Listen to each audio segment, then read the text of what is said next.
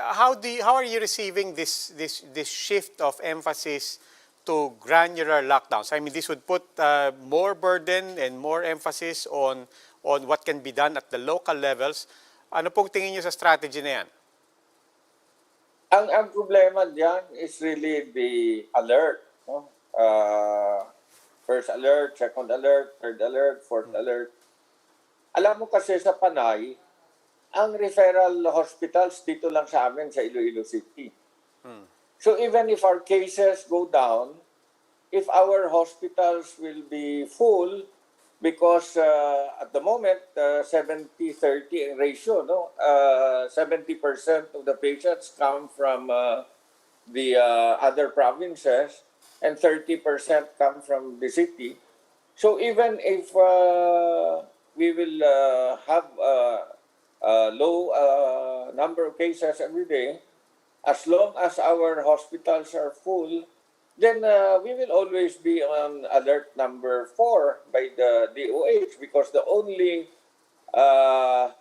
determination of the alert levels will be based on the hospital utilization rate.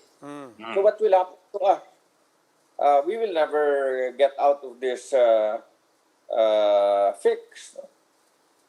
Sir, tama ba to, sir, na yung inyong COVID wards nasa 94% occupancy at yung ICU units nasa 87% occupancy? Yes, yes. That's magnificently high kasi ang national average is what, 67% 76, or 74%. 76% yung ICU. If you're hitting 94% for COVID wards, that's unusually high. But that's the ratio of the patients there is 70-30. Only 30% of the patients there come from the city. Okay. Alam mo kasi, you've been to Iloilo, di ba? Iloilo City is the regional center of Panay. And all the patients come from the whole puntahan ng tao. Panay. So there are 4 provinces: Iloilo, Antique, Capiz, and Aklan.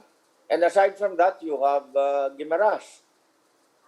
All the patients who are moderate or severe are sent here. So our hospitals will always be full.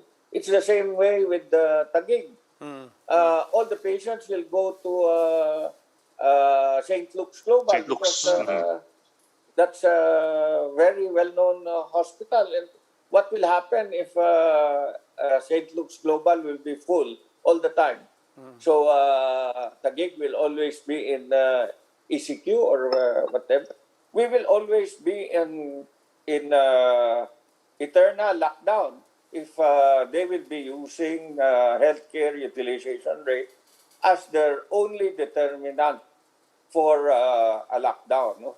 It's no longer called a lockdown, but it's called alert level 4. No? It's like typhoon signal number 4. Ano pong gusto nyo i-consider sa alert level kung sakasakali?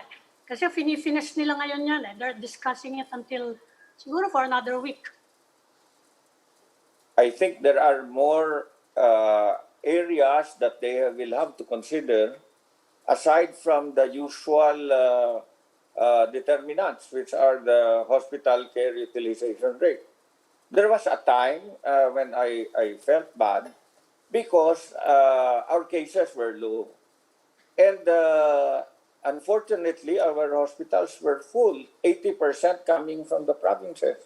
And we were placed under ECQ while the province was placed under MECQ.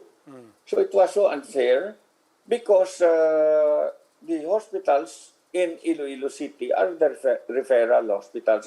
As I have explained, what will happen to Taguig or to Quezon City is St. Luke's QC, no?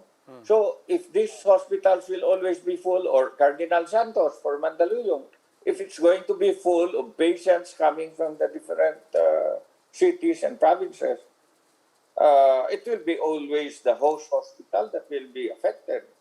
And you close down the host hospital because the hospitals, the host cities, because the hospitals in the cities are full, it will be unfair.